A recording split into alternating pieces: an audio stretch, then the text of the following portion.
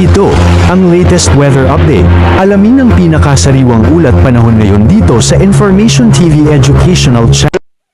Ang bagyong na may international name sinla po, inyong mapapasin, nasa labas pa rin ng ating Philippine Area of Responsibility.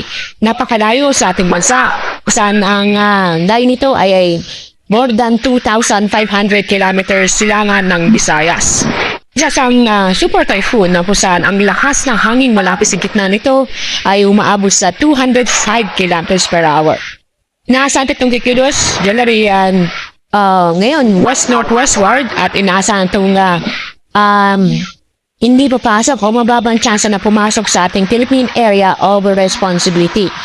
Ang pagkilos ito ay maaaring lumapit sa bansang Japan. At yung papansin sa ating itong binabantayang bagyo, walang epekto sa ating panahon ngayon. At kasalukuyan, maliwalas ang panahon ang tinaranasan sa buong bansa at wala po tayo na monitor na malawakan o malalakas na pagbulan.